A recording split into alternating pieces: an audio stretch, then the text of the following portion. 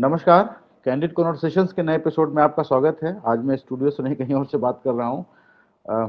Sir, जो आज बात करने के लिए है वो जंतर मंतर पे जो चल रहा प्रोटेस्ट है, उसमें जो लोग भी सोशल मीडिया से जुड़े हैं, हमारे वीडियोस देखते हैं, उनके पास बहुत सारी अपडेट्स आज तक होंगी। लेकिन सर, मेरा जो सवाल है वो दो अलग तरीके से है। जब इससे ये आंदोलन शुरू हुआ है सर, तो एक तो जो बीजेपी है या जो सत्ता के पक्षधर लोग हैं, उनकी बात छोड़ भी दें, तो जो सत्ता के विरोधी आलोचक लोग हैं उनमें भी विभाजन है। कुछ लोग आंख बंद करके इस आंदोलन के साथ हैं, छात्रों की आवाज उठा रहे हैं। कुछ लोगों में एक हिचक है। तरह तरह की थियरीज हैं कि कोई ये हो सकता है, कोई वो हो सकता है। इसके पीछे मंशा क्या है करने की। कुछ लोगों का लॉजिक है कि इससे बाकी मुद्दे दब जाते हैं। अयोध्या का, राम मंदिर का जो चंदा चोरी है वो दब जाता है। कुछ भी सर कहा जाए, लेकिन सच बात यह है कि कल जिस तरह की भीड़ दिल्ली की सड़कों पे थी, वो 12 सालों में और कोई नहीं कर पाया। और वो ताकत बनी है सोशल मीडिया। इंस्टाग्राम पे देख देख करके, रील देख देख करके बच्चे पहुंचे और स्वतः स्फूर्त पहुंचे। ये एक ऑर्गेनिक ढंग से पहुंचे। इसमें कोई किसी पॉलिटिकल पार्टी अपना श्रेय नहीं ले सकती कि मैंने मोबिलाइज किया इन लोगों को। लोग आए, डंडा खाया, पुलिस ने बर्बरता की, जिस पे हम लोग बाद में बात करेंगे। लेकिन सर, मेरा सवाल ये, क्या अभी भी हमें इसे किसी शक की नजर से देखना चाहिए, या आपको लगता है कि 12 सालों का गुस्सा पहली बार सड़क पे निकल करके आया है और ये मोदी सरकार की परेशानियां बढ़ाने वाला है? ये जो बाद में आपने बात कही है, मैं इस बात को रेखांकित करना चाहूंगा कि 12 सालों का गुस्सा पहली बार सड़क पर निकल कर आया है। मोदी सरकार पहली बार सड़क के दबाव का सामना कर रही है। विपक्ष सवाल पूछता रहता था, संसद में सरकार घिरती रहती थी, चुनाव जीतती हारती रहती थी। वो तो सब ठीक है, लेकिन पहली बार इस सरकार को, और मैं कहूंगा दूसरी बार, किसान आंदोलन ने किया था। किसान आंदोलन ने दबाव डाला था, वो दबाव बहुत लंबा चला था, लेकिन सरकार ने उस दबाव से निपटने की एक रणनीति बना ली थी। उसने एक कमेटी बना दी थी और वो कमेटी लगातार किसानों से बातचीत करती रहती थी। किसान धरना दिए रहते थे और एक तरह का वॉर ऑफ नैरेटिव चलता रहता था दोनों तरफ से। इसका अंत कहां हुआ हम लोगों को पता है, उसको दोहराने की जरूरत नहीं। यहां पे मामला दूसरा है। यहां पर बाकायदा एक क्लासिकल किस्म का जो छात्र युवा आक्रोश होता है, वो सड़कों पर देखने के लिए मिला। दिल्ली करीब 25 से 30 हजार नौजवानों से भर गई और जैसे ही उसमें से 2,500-3,000 नौजवान रेल भवन तक पहुंचे नारे लगाते हुए, संसद के दरवाजे बंद कर दिए गए। पिछली बार संसद के दरवाजे कब बंद किए गए थे? जब आतंकवादियों ने अटल बिहारी वाजपेयी के जमाने में हमला किया था और वहां पर फोर्स तैनात कर दी गई। वो लोग अपनी अपनी बंदूकें लिए हुए पोजीशन लगा के अपनी कारों के पीछे बैठ गए। ताक के ये तस्वीरें भी सोशल मीडिया पर आई हैं। और अमित शाह के कमरे में सबसे पहले धर्मेंद्र प्रधान पहुंचे, उसके बाद फिर दूसरे मंत्री पहुंचे, फिर नितिन नवीन पहुंचे और पूरे दिन तकरीबन वहां पर अंदर बैठक चलती रही। उस बैठक में कुछ रणनीति भी बनाई उन लोगों ने। आपस में क्या बातचीत हुई, ये भी कुछ वरिष्ठ पत्रकारों के जरिए छन छन कर बाहर निकल कर आया है और वो कुछ इस तरह का है। आपके साथ मैं उसको साझा करना चाहता हूं। निजी तौर पर सारे मंत्री और सब लोग ये मानते थे कि ये काफी बड़ी गड़बड़ हो गई है, इसका नुकसान होगा और अंतर्राष्ट्रीय मंच पर इसकी चर्चा होगी कि इतने ज्यादा छात्र नौजवान निकल आए बाहर, उनके पे लाठीचार्ज हो रहा है, उन पे आंसू गैस फेंकी जा रही है। लेकिन अब वो तरकीब उन्होंने ये निकाली है कि वो कहेंगे कि जिनके पर्चे लीक हुए थे उनके तो हमने इम्तिहान करा दिए, वो सब तो कक्षाओं में वापस पहुंच गए। अब ये लोग आए हैं, ये राजनीतिक लोग हैं और ये हमारी सरकार गिराने के लिए आए हैं और ये विभिन्न विपक्षी पार्टियों और नेताओं द्वारा उत्प्रेरित हैं, उनके उनके लोग हैं। इसलिए इनकी बात की हम कोई परवाह नहीं करते। जिनकी हमें परवाह थी उनके तो हमने पर्चे दोबारा करवा दिए और रिजल्ट भी आ गया है। ये सब ये वो शुरू कर रहे हैं, कहना शुरू करेंगे और मेरे ख्याल जल्दी ही भाजपा के प्रवक्ता वगैरह ये सब लाइन लेकर टीवी मंचों पर नजर आएंगे। अब इससे पहले आज जो आपने कहा था दुविधा का प्रश्न, इस दुविधा से बचने की एक तजवीज है मेरे पास कि आप आंदोलनकारियों को और छात्रों और नौजवानों को उन लोगों से अलग करके देखें जो लोग इस आंदोलन का नेतृत्व करने का दावा कर रहे थे। समीक्षा की दृष्टि और आलोचना की निगाह उन लोगों के लिए सुरक्षित रखें जो कह रहे थे कि हमने एक नई पार्टी बनाई है, काकरोच जनता पार्टी, हम उसके नेता हैं, हम छात्रों और नौजवानों का आह्वान करते हैं कि वो 20 तारीख को संसद की तरफ मार्च करें। सोनम वांगचुक जो वहां पर अनशन कर रही थी, धर्मेंद्र प्रधान अपना इस्तीफा दें इस मांग के साथ। जो संदेह है और जो बहस है वो सारी की सारी इन लोगों के बारे में है। वो छात्रों नौजवानों के बारे में कोई बहस नहीं है। उन्होंने जिस तरह सरकार से टक्कर ली और आगे भी लेते रहेंगे, उसके ऊपर कोई बहस नहीं है। इस बहादुरी के साथ उन्होंने लाठी डंडों का सामना किया, चोटें सही, लड़कियों को अपमानित होना पड़ा, उनके माँ बाप को भी चोटें सहनी पड़ी जो उनके साथ वहां पर आए थे। ये बिल्कुल अलग चीज है। इसके हम साथ खड़े हुए हैं। हमारा मंच पब्लिक इंडिया उनके साथ खड़ा हुआ है, ज्ञानेश तिवारी उनके साथ हैं, अभय कुमार दुबे भी उनके साथ हैं, और हम सब लोग उनके साथ खड़े हुए और उनकी आवाज में आवाज मिला रहे हैं। लेकिन ये जो है, जो नेतृत्व वाला हिस्सा है, इसकी तरफ हमें थोड़ा समीक्षात्मक निगाह डालनी चाहिए। मैं इनको भी एकदम तुरंत खारिज कर दूं ये मैं नहीं कह रहा हूं। ये मामला थोड़ा पेचीदा है। ये बात 100% अभी हमारी समझ में नहीं आई है।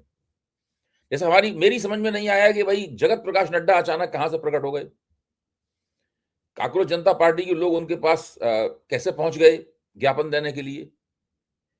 ये बंदा आया कहां से? ना तो ये गृह मंत्री है, ना ये शिक्षा मंत्री है। अच्छा, इसको अगर सरकार ने नियुक्त किया होता कि आप आंदोलनकारियों से बात कीजिए तो अभी बात समझ में आती, वो भी नहीं हुआ। सरकार ने ऐसी कोई घोषणा की कि नड्डा साहब जो है सरकार के बाकायदा तकनीकी रूप से कहें, आधिकारिक रूप से प्रतिनिधि हैं सरकार के, नहीं, ऐसी बात भी नहीं। तो ये एक बहुत बड़ा सवाल है कि जगत प्रकाश नड्डा को कैसे उन्हें सरकार, आंदोलनकारियों को ये विंडो मिली कि वो नड्डा साहब से जाके बात कर लें। किसी ने उनसे कहा होगा कि नड्डा साहब से जाके बात कर लें। ऐसा तो नहीं कि अचानक चले गए नड्डा साहब घर, वहां अपने ड्राइंग रूम में बैठे हुए थे, उन्होंने उनसे ज्ञापन ले लिया और तस्वीर खिंचवा ली उनके साथ ज्ञापन लेते हुए।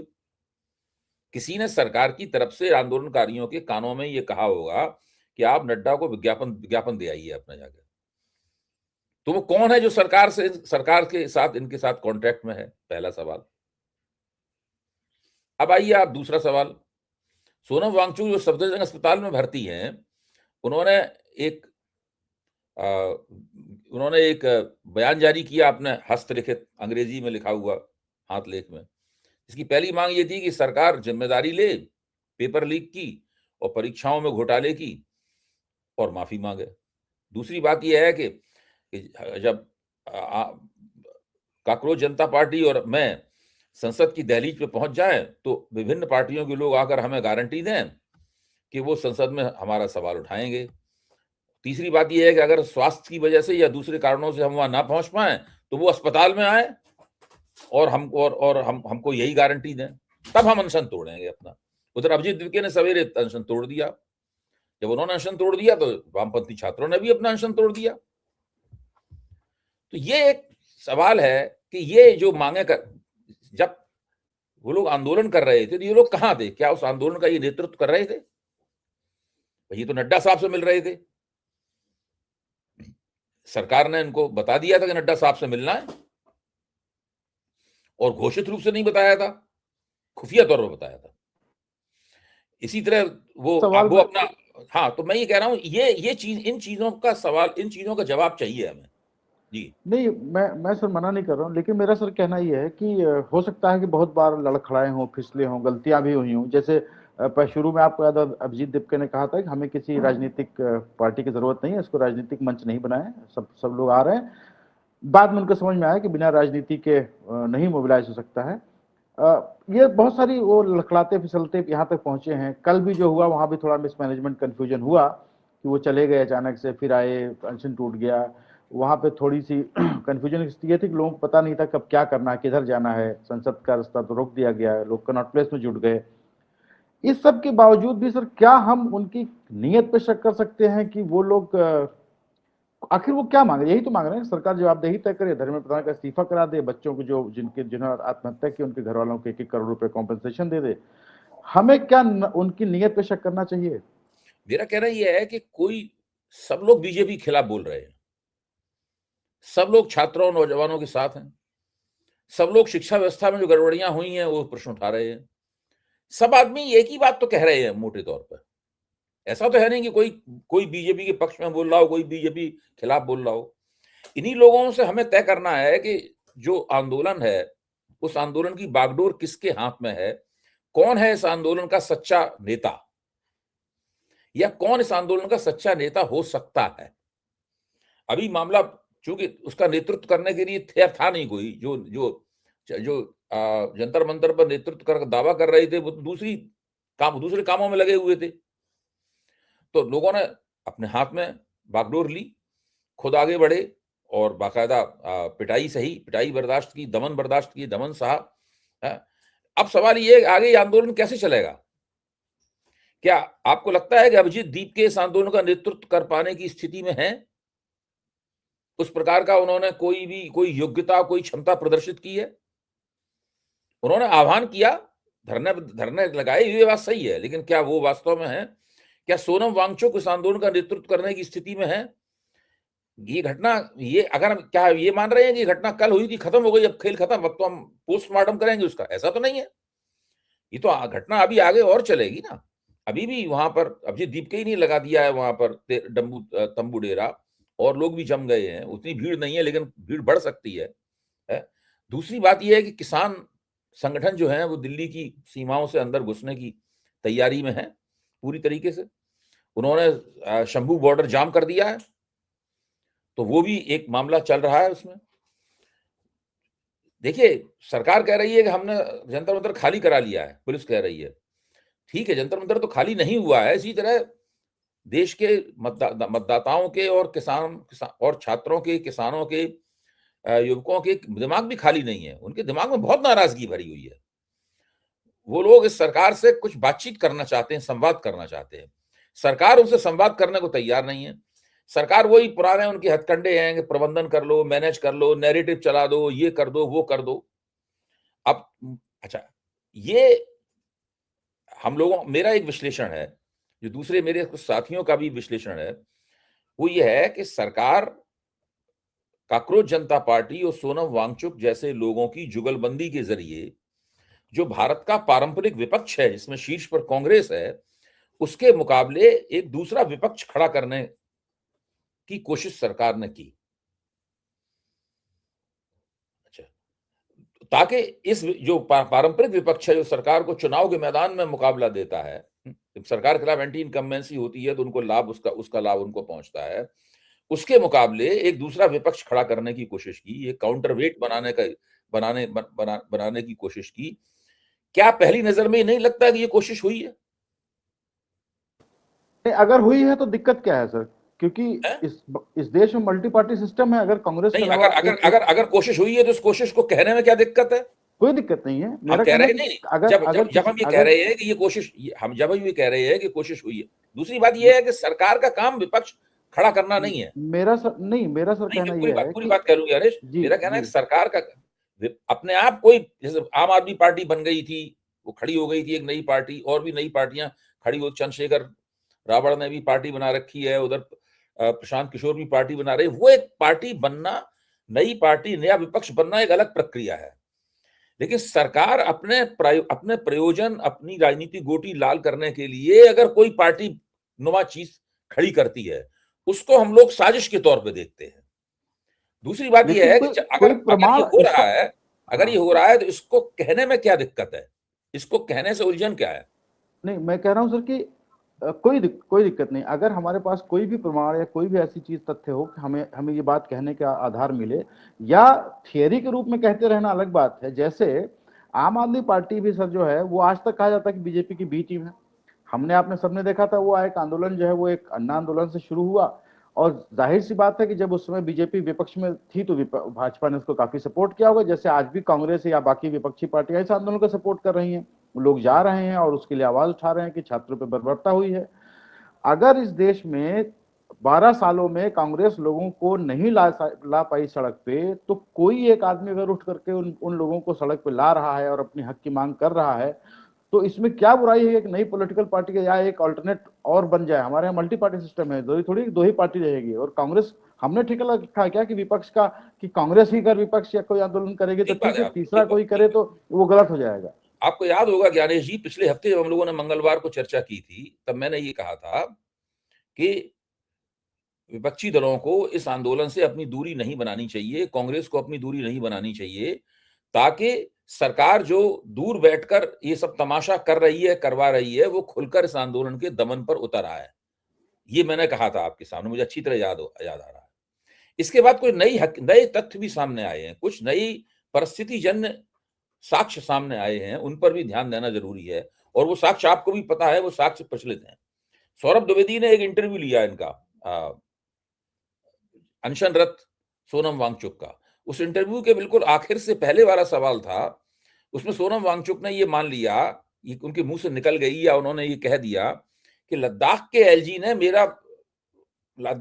ने मुझे इनसे मिलवाया, उनकी बदौलत मैं इनसे मिला। ये शब्द उन्हीं के हैं। अच्छा, अब लद्दाख के एलजी कौन है, हम सब लोग जानते हैं।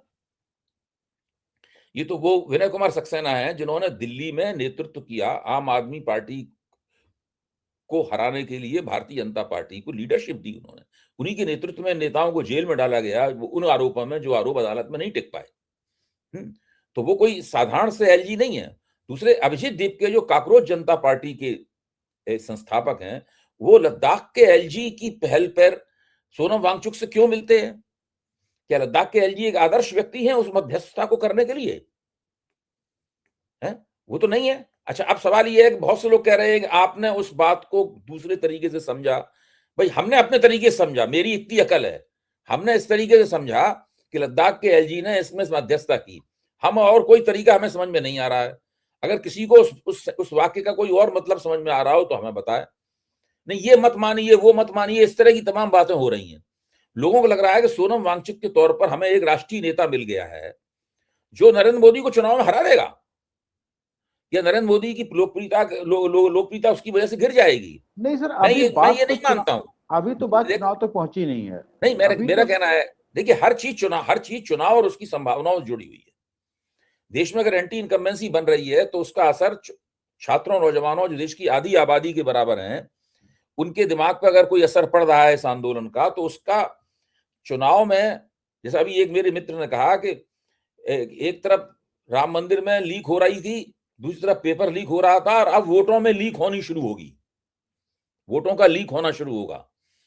तो सवाल यही है कि क्या ये सब जो आंदोलन हो रहा है, इससे लोकतांत्रिक चेतना तो जागृत हो रही है, लेकिन लोकतांत्रिक चेतना जागृत हो रही है, क्या उसका असर वोटों की गोलबंदी पड़ेगा? सरकार ने वोट कम ना हो इसके लिए एसआईआर वगैरह वगैरह तमाम प्रपंच बना रखे हैं, और वो परसीमन का प्रपंच भी करने वाली है सरकार, है वो भी सब होने वाला है। इन सब के बावजूद क्या कोई इस लोकतांत्रिक कार्रवाई से लोग अपनी वोट देने की प्राथमिकताओं पर पुनर्विचार करने की स्थिति में पहुंच रहे हैं कि नहीं पहुंच रहे हैं? मेरे लिए ये बहुत बड़ा सवाल है। मैं इसके ऊपर लगातार बोलता रहूंगा इसके बारे में, और लगातार इसके ऊपर विचार करता रहूंगा। ये केवल आंदोलन के लिए होने वाले आंदोलन में मेरी कोई रुचि नहीं है कि हमको झंडा धरना प्रदर्शन करना है इसलिए हम कर रहे हैं। सवाल यह है कि जो पॉलिटिकल प्रोसेस है, राजनीतिक प्रक्रिया है, उस राजनीतिक प्रक्रिया से इसका संबंध क्या है इस आंदोलन का? राजनीतिक प्रक्रिया ने इस आंदोलन को कितना प्रभावित किया, और ये आंदोलन राजनीतिक प्रक्रिया को किस तरीके से बदल रहा है? राजनीतिक प्रक्रिया के एक सिरे पर राहुल गांधी द्वारा आयोजित किया गया छात्रों की गूंज कार्यक्रम है, जो इसी दौरान देहरादून में हुआ, इसमें 20-25 हजार लोगों ने भाग लिया। दूसरे सिरे पर जंतर मंतर में होने वाली राजनीतिक गतिविधि है, जिसने भी छात्रों, नौजवानों को प्रेरित किया और वो सड़कों पर निकल आए, इसमें कोई शक नहीं। अगर सोनम वांगचुक और अभिजीत दीपके की जो जुगलबंदी है, उस जुगलबंदी के ऊपर संदेह के बादल नहीं होते, तो हम लोग बड़े आराम से इनको एक उभरते हुए सामाजिक राजनीतिक आंदोलन का नेता मान सकते थे। मैंने तो पिछले कार्यक्रम में कहा भी था कि भाई, अब दूरी बनाने का कोई मतलब नहीं है, अब तो आ जाना चाहिए सबको मैदान में। आज भी मैं मानता हूं कि अब देश के जो स्थापित राजनीतिक दल हैं, कांग्रेस समेत, उन सबको ये कोशिश करनी चाहिए कि इस छात्र आंदोलन के साथ कैसे जुड़ें, इसकी एक रणनीति तैयार करें, इसको कैसे दिशा दें, इसको कैसे आगे बढ़ाएं, कैसे ये लगातार चलता रहे, तो जो है इसकी एक योजना बाकायदा तैयार करें, है, और इस तरह तैयार करें कि बीजेपी ये कह के, ये तो राजनीतिक पार्टियों का आंदोलन है कह के उसको खारिज ना कर पाए, होशियारी से, बुद्धिमानी से इसमें काम करें। लेकिन मुझे नहीं लगता कि इस पूरे आंदोलन को अब दीपके और सोनम वांगचुक जैसे लोग उसका नेतृत्व कर सकते हैं। उनके लिए दोबारा उनकी साख जो है वो काफी गड़बड़ा गई है। देखिए, जब आंदोलन का नेतृत्व करना चाहिए तब आप अनशन तोड़ रहे हैं अपना, जब आंदोलन का नेतृत्व करना चाहिए तब आप जगत प्रकाश नड्डा से मिल रहे हैं, जब आंदोलन का नेतृत्व कर रहे हैं तब आप अनशन कैसे तोड़ा जाएगा, हमारी शर्तें क्या होंगी, ये लोगों को बता रहे हैं। इसका क्या मतलब हुआ? नहीं, ठीक बात है। मैंने सब पहले भी कहा कि बहुत सारे फ्लिप फ्लॉप्स हैं, ऐसा नहीं है कि सब कुछ फुल प्रूफ हो रहा है, और शायद तो मैं यही पुरानी अनुभव बातें इनका। तो कह ही नहीं रहा हूँ ज्ञानेश, मैं ये बातें तो कह हाँ ही नहीं हाँ। रहा हूँ कि आपको किसने आने दिया, आपको क्यों बैठने दिया, आपको अभी तक घसीट के बाहर क्यों नहीं फेंक दिया गया, ये बात मैं कह नहीं रहा हूँ। मैं तो वो नई सब बातें कह रहा हूँ, ये 2-3 बातें आ गई हैं सामने। ठीक बात है, लेकिन सर बात क्या है कि जो शुद्ध पॉलिटिकल पार्टी है, जो सबसे बड़ा अपोजिशन आज के डेट में कांग्रेस, वो राहुल गांधी जी छात्रों का आंदोलन, क्या छात्रों की कुछ चला रहे हैं, वो उन्होंने पॉलिटिकल काम नहीं किया, उन्होंने धर्मेंद्र प्रधान का इस्तीफा नहीं मांगा है। वो एक कुछ अपना जाते हैं, प्रेजेंटेशन देते हैं, वहां कोई पॉलिटिकल बात नहीं करते, वहां एजुकेशन सिस्टम, उस पर होने वाले खर्चे और उसका वो ग्राफिक्स वगैरह दिखाते हैं, चले आते हैं। दो वो कर चुके हैं, कोटा और देहरादून में। जो पॉलिटिकल मांग की है वो इस आंदोलन ने की है, और जो भी आप नौसिखिए कह लीजिए या जो भी कह लीजिए कि मान लीजिए अभी थोड़ी देर के लिए वो मिली भगत से ही बैठे हुए हैं वहां पे, क्या ये कांग्रेस ये नब्ज पहचानने में चूक रही है कि अब उसको जाएं, और उसका जो देखिए, कॉकरोच जनता पार्टी तो कोई पार्टी है नहीं, मतलब उसका पर से वो कोई न रजिस्टर्ड पार्टी है, वो एक स्पूफ है, इंस्टाग्राम का एक हैंडल है, उस पर कुछ लोग फॉलो करते हैं, उसे बहुत सारे बीजेपी वाले भी फॉलो करते होंगे, या ऐसे लोग जो उसे तमाशा देखने आते हैं, रील देखते हैं। उनका कोई ऑर्गेनाइज संगठन नहीं है, ये सबको पता है कि ये कोई अभी हाल फिलहाल ऐसी कोई पार्टी बनाने का इनका वो लगता भी नहीं है, क्योंकि अन्ना आंदोलन के बाद आम आदमी पार्टी से बहुत लोग उससे चिहुक रहे हैं कि पार्टी न बन जाए, पार्टी न बन जाए। वो जब पार्टी बनेगी तब देखा जाएगा। बहरहाल अभी तो मुझे ऐसा कोई इनका लक्षण दिखता नहीं, उन्होंने कोई हिंट भी नहीं किया। क्या ये कांग्रेस बड़ा मौका चूक रही है कि इस आंदोलन का जो लेटेंट बेनिफिट है वो उठाती है अपना पॉलिटिकली वोट के रूप में, और इनको भी साथ मिला करके चलती है, और ये थियरी ना मानती कि नहीं नहीं ये तो बीजेपी ही करवा रही है। एक समीक्षा ये हो सकती है, आप जो समीक्षा कर रहे हैं ये भी एक वैध समीक्षा है, मैं इससे इनकार नहीं कर रहा हूँ। मेरा कहना है कि राहुल गांधी जो छात्रों की गूंज कार्यक्रम चला रहे हैं, जो उन्होंने सबसे पहले कोटा में किया, बंगलौर में किया, उसके बाद में देहरादून में किया, और एक जगह शायद कहीं और किया है उन्होंने, है? नहीं, वो पटना पटना में करने वाले थे, वहां पे कैंसिल कर दिया कि वहां पे हाँ, वो मॉडल कोड ऑफ कंडक्ट लगा हुआ है। जी, जी, हाँ। तो वो जो ये जो कार्यक्रम कर रहे हैं, इन कार्यक्रमों में बहुत बड़े पैमाने पर लोग आ रहे हैं। राहुल गांधी कोशिश करते हैं कि वो कार्यक्रम राजनीतिक किस्म के ना हो पाएँ, बल्कि वो शिक्षा व्यवस्था का प्रश्न उठाते हैं, जो आपने ठीक ही अभी रेखांकित किया। मैं मानता हूँ उस बात को। मुझे लगता है कि वो राहुल गांधी एक दूरगामी दृष्टि से इन कामों को कर रहे हैं, क्योंकि ये हर जगह अगर आप पहुंचे और ये लगातार ये कहने लगेंगे आप हमें वोट दीजिए, अब इन सरकार को गिराइए, ये सब अगर आप कहने लगेंगे तो भरोसा भी नहीं लोगों का बनता है। चीज जो है ना, आंदोलन जरूरी, हर आंदोलन केवल चुनाव के वोट मांगने की दृष्टि से हो, उसका असर वहां पड़ता है, ये बात सही है हर चीज का। लेकिन खुद वहां पर मंच पे जाकर ये बात कही जाए, ये बात नहीं जमती नहीं है बात। तो राहुल गांधी दरअसल छात्रों और नौजवानों के मन में जो गुस्सा है उसके साथ एक तार्किक संवाद कर रहे हैं, उसके साथ वो एक तार्किक संवाद कर रहे हैं। और इस चीज ये गैर राजनीतिक चीज नहीं है, ये इसको नॉन पॉलिटिकल नहीं समझना चाहिए। जैसे राम मंदिर आंदोलन में शुरू में तो ये नहीं कहा जाता था कि भाई सरकार हटाइए ये सब की, लेकिन वो कभी भी एक गैर राजनीतिक आंदोलन नहीं था। यहाँ तक तकनीकी रूप से भारतीय जनता पार्टी कहती थी कि मैं इस आंदोलन में शामिल नहीं हूँ, हालांकि उन्हीं के कार्यकर्ता भाग ले रहे थे, हैं, लेकिन कहती ये थी। वो तो बाद में बाकायदा एक घोषणा की गई, नीतिगत घोषणा की गई, अब हम इस आंदोलन में शामिल होने के लिए जा रहे हैं। तो ये मेरे ख्याल से उनकी रणनीति ये है, और उनकी रणनीति को अभी हम इतनी जल्दी खारिज भी नहीं कर सकते, क्योंकि अभी उसका कोई दुष्परिणाम और नुकसान निकल के नहीं आया है उसका। जहां तक जंतर मंतर से पैदा हुए आंदोलन का सवाल है, इसका भी लाभ अगर किसी को मिलेगा सबसे ज्यादा तो वो कांग्रेस को ही मिलेगा।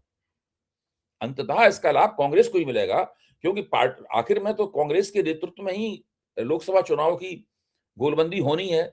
आखिरकार समाजवादी पार्टी और कांग्रेस के गठजोड़ के नेतृत्व में उत्तर प्रदेश चुनाव की गोलबंदी होनी है। और जो जिस तरीके से पूरा मामला मैं मानता हूं कि इसको आयोजित किया गया, इस पूरे मामले को जिस तरीके से लोग आए, और अ, जैसे मैं कहता हूं ना कि ये सवाल उठाना बहुत जरूरी है कि भाई किसने कांग्रेस जनता पार्टी के नेताओं और प्रवक्ताओं को बताया कि आपको जगत प्रकाश नड्डा से मिलना है, he is available to meet you. ये खबर उन्हें कैसे मिली?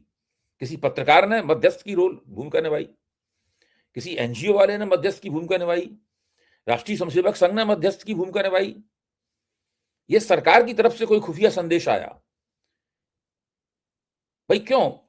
आखिरकार उन्होंने कैसे तय किया कि इतने मंत्रियों में नड्डा के पास ही जाना चाहिए, वो तैयार हो जाएंगे मिलने के लिए? ये हो ही नहीं सकता जब तक उनको कहा नहीं गया हो। अब वो कैसे कहा, किसने क्या कहा, इस बात का उनकी तरफ से कोई जवाब नहीं आता है। अब सोनम वांगचुक ने जब ये कहा कि हमको लद्दाख के एलजी ने दीपके से मिलवाया, तो इसका ना दीपके की तरफ से कोई सफाई आती है, ना सोनम वांगचुक की तरफ से। उनके पुराने वीडियो दिखाए जा रहे हैं कि उन्होंने तब ये कहा था, उन्होंने अब ये कहा, इस तरह की बातें की जा रही हैं। साफ तौर पर स्पष्ट रूप से उनका निकलकर एक बयान आना चाहिए कि ये जो बातें हो रही हैं, हमारी समझ में इनका मतलब ये है, हमारी समझ में हमारा स्टैंड इस बारे में ये है। जब तक ये स्पष्टता नहीं होगी तब तक उनके आचरण के सवाल। अब अजीत अंजुम ने उनसे सवाल पूछे, अभिजीत दीपके ने, राहुल गांधी के बारे में आपकी राय थी वो क्या थी, वो उसका कोई साफ जवाब नहीं दे पाए उसका। अब हम लोग मीडिया के लोग हैं, समीक्षक हैं, हम लोग तो ये सवाल पूछेंगे। इन सवालों के पूछने का ये मतलब निकालना उचित नहीं है कि हमें छात्रों के आंदोलन के ऊपर संदेह है। इन सवालों के पूछने का ये मतलब निकालना उचित नहीं है कि हम पूरे इस आंदोलन के किरदार पर संदेह कर रहे हैं। इसलिए हमें सीधे सीधे इसको दो भागों में बांट देना चाहिए। एक तरफ आंदोलनकारी छात्र और नौजवान और आम जनता है, और दूसरी तरफ इनका नेतृत्व करने का दावा करने वाले 2-3-4 लोग हैं। हमें उन 2-3-4 लोगों के, क्योंकि 2-3-4 लोग ही मीटिंगें करते हैं, ऐसी मीटिंगें करते हैं जिन मीटिंगों के बारे में बताते नहीं कि हमने मीटिंगें की हैं। भाई ऐसे ही देखिए, जब भ्रष्टाचार विरोधी आंदोलन चल रहा था तो हम लोगों को तो भ्रष्टाचार विरोधी आंदोलन की बात पता थी। कहीं मीटिंग हो रही है, विवेकानंद फाउंडेशन में मीटिंग हो रही है, कहीं विट्ठल भाई पटेल हाउस में मीटिंग हो रही है, कहीं अरुण जेटली घर पे मीटिंग हो रही है। ये मीटिंगें तो हमें आप पता चली है, भाई मीटिंगें हुई थी ये। तब तो हमें परवाह ही नहीं थी कि ऐसी मीटिंगों से हमें क्या मतलब, हम तो आंदोलन के साथ हैं। आइडियली ये मीटिंग्स कांग्रेस में होनी चाहिए थी, जो उस समय का विपक्ष भाजपा कर रही थी, वो आज कांग्रेस को करना चाहिए था। हाँ, तो इसने देखिए, कांग्रेस का अपना काम करने का तरीका है, वो तरीका कितना कामयाब है कितना नहीं कामयाब है ये भविष्य में तय होगा। वो अपने, ऐसी बात नहीं है कि जिस मुद्दे को इन्होंने उठाया, इनसे पहले से राहुल गांधी उठा रहे हैं उस मुद्दे को। कम से कम 100-150 जगहों पर एनएसयूआई आंदोलन कर चुकी है देश में। वो इतना बड़े बड़े कार्यक्रम कर रहे हैं छात्रों की गूंज वाले, तो उनके पास इस मामले को संबोधित करने की एक रणनीति है। उसमें लोग भी आ रहे हैं, ऐसी बात भी नहीं कि वो कार्यक्रम फुस हुए जा रहे हो, ऐसी बात भी नहीं, उसमें लोग भी आ रहे हैं। अच्छा, इन्होंने जब जंतर मंतर पर शुरू किया, उससे अगर नैरेटिव बिल्डिंग के लिहाज से देख के आईने में देखा जाए तो मैं ये कहूंगा, उसकी वजह से देश की कई बड़ी जो बातें थी, जो अगर ये धरना नहीं देते तो उन बातों पर चर्चा हो रही होती। इससे मैं मानता हूं कि राम मंदिर घोटाले का मामला कुछ कुछ पृष्ठभूमि में इससे गया, एथेनॉल वाला मसला इससे कुछ कुछ पृष्ठभूमि में गया, जो खाड़ी युद्ध के कारण फिर से अर्थव्यवस्था पे संकट आया है, महंगाई बहुत ज्यादा बढ़ी है, वो मसला पृष्ठभूमि में गया। कई मसले इससे पृष्ठभूमि में चले गए इसकी वजह से, क्योंकि सब सारा फोकस यहाँ पे हो गया। राहुल गांधी ने छात्रों की गूंज किया, उसकी कहीं कोई खबर नहीं है, कोई कवरेज नहीं है उसका। क्या वो इतना छोटा कार्यक्रम था? ये आप, हमारे मित्र विनोद शर्मा खुद उस कार्यक्रम में गए थे देहरादून देखने के लिए। उन्होंने आके मुझे बताया कि वहां तो 20-25 हजार नौजवान मौजूद थे, और उन्होंने जम के राहुल गांधी को सुना उन्होंने, लेकिन मीडिया ने उसको कुछ नहीं बताया। उसको सोशल मीडिया का भी सारा फोकस जो है ना, वो काकरोच जनता पार्टी और सोनम वांगचुक के अनशन पे ही हो गया। फिर ऐसी बहुत सी मैं शबाना आजमी का जिक्र नहीं कर रहा हूं, वो तो हमेशा जनवादी कामों के साथ जुड़ी रहती हैं, लेकिन ऐसे कई लोग जो कभी किसी मसले पे बोलते नहीं है, हमेशा सरकार की दाईं तरफ रहना पसंद करते हैं, वो अचानक सोनम वांगचुक के पक्ष में उभर आए। अब इस तरीके से कुछ ऐसे बुद्धिजीवी जो अन्यथा राजनीति में कोई हस्तक्षेप करने का इन्हें तरीका नहीं पता है, उनको लगने लगा है कि सोनम वांगचुक हमारे राष्ट्रीय नेता बन सकते हैं, और वो नरेंद्र मोदी के साथ अब राजनीति की प्रतियोगिता करते हुए नजर आएंगे। उनके अंदर लोग जयप्रकाश नारायण को देख रहे हैं। आप सोचिए, क्या ये बहुत अकलमंदी की बातें हैं क्या ये, या इन बातों को हमें बहुत गंभीरता से लेना चाहिए? तो सर आज के लिए इतना ही, लेकिन मैं फिर कहूंगा कि जनता जनता है। राहुल गांधी शायद कुछ आयुर्वेदिक उपचार कर रहे हैं जिसका कि लॉन्ग टर्म में फायदा होगा, उसके साइड इफेक्ट्स भी कम होते हैं। लेकिन जनता जिस तरीके की जमीन पे दिख रही है, लगता है उसको कुछ एलोपैथिक इलाज की जरूरत है। और जो बात आप कह रहे हैं कि पृष्ठभूमि में चलेगी, मुझे लगता है सर कि वहाँ पे ये सारे मुद्दे हैं, ये मतलब ऐसा नहीं है कि कोई, ये जो सारी भीड़ है वहाँ पे, ये सारे मुद्दे ये क्यूमुलेटिव वहाँ पे होकर के बाहर निकले हैं। तो सर आज के लिए सर समय इतना ही था, और हमें लेकिन नजर बना के रखनी होगी कि आंदोलन अभी अगले 2-4 दिनों में किधर जाता है। मामला पेचीदा है, मेरा कहना जी इतना सरल जी नहीं है मामला। जी ऐसा नहीं है कि जी अचानक एक नई पार्टी डिजिटल दुनिया से उभरी और उसने एक एक जन आंदोलन का नेतृत्व करना शुरू कर दिया। अब उसका नेता चमकता हुए उसकी पृष्ठभूमि में एक झंडा लहरा रहा है और वो क्रांति की आवाज बढ़ाते हुए कदम कदम बढ़ता चला जा रहा है। ऐसा इतना आसान मामला नहीं है। मतलब इसमें हाँ, जमाना बदला है, बहुत आंदोलनों का सारी तरीका। दृश्य और अदृश्य शक्तियां सक्रिय हैं और जरूर उन मैं, सबको सबको हाँ देखना चाहिए। हमारे पास भ्रष्टाचार विरोधी आंदोलन का एक अनुभव है। उस अनुभव की रोशनी में हमें आंख बंद करके नहीं कोई काम करना चाहिए, वरना एक बार जीवन में पश्चाताप कर चुके हैं, काफी है एक पश्चाताप एक जीवन के लिए। दूसरे पश्चाताप की हमें आवश्यकता नहीं है। लेकिन मैं अभी भी नहीं समझ पाता हूँ, समय हो गया है, कि अगर मान लिया कि अन्ना आंदोलन से आम आदमी पार्टी बन भी गई, तो उसमें पश्चाताप किस बात का है? उन्होंने कौन सा बुरा आम काम आदमी किया? पार्टी बनना इशू नहीं है, उसके अंदर मुद्दा नहीं है। हम देखिए जो अन्ना आंदोलन हुआ था उसका कुल मिला के प्रभाव क्या हुआ, उसमें सबसे बड़ी एक ताकत उभरी, इसका नाम है नरेंद्र मोदी। सबसे बड़ा लाभ उसको हुआ, जिसकी वजह से आज हमारे देश का पूरा लोकतंत्र संस्थागत ढांचा जो है वो सांसत में पड़ा हुआ है। हमें पता नहीं है कि हमारे पास हमारा लोकतंत्र रहेगा कि भी नहीं रहेगा। ये उस आंदोलन का एक आफ्टर इफेक्ट है।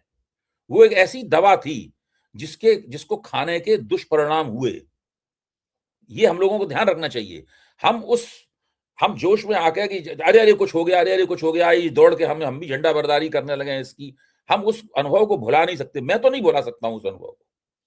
मैं तो लगातार उस अनुभव के एक घटना मुझे याद है। मैं हर घटना का गवाह हूं, उसमें भागीदार हूं। मैं हर जी उस घटना के उदाहरण की रोशनी में इसमें सब चीजों को परखूंगा जी और पूरी जी तरह मैं सकारात्मक हूं। मैं किसी को खारिज करने के लिए अभी तैयार नहीं हूं, लेकिन मेरे सवाल हैं और उन सवालों का जवाब इन महान भावों की तरफ से नहीं आ रहा है। और ये सवाल, ये हम आंदोलनकारी छात्रों से सवाल नहीं पूछ रहे हैं, उनके तो हम साथ खड़े हैं। हम इनसे सवाल पूछ रहे हैं। 3-4 लोग उनका नेतृत्व करने का दावा कर रहे हैं। मेरे सवाल केवल इनसे हैं। जी। तो ये सवाल सर पूछते रहेंगे और देखते हैं आंदोलन किधर जाता है। और जी। सर हमसे बात करने के लिए धन्यवाद, और दर्शकों का भी बहुत बहुत धन्यवाद। Thank you so much.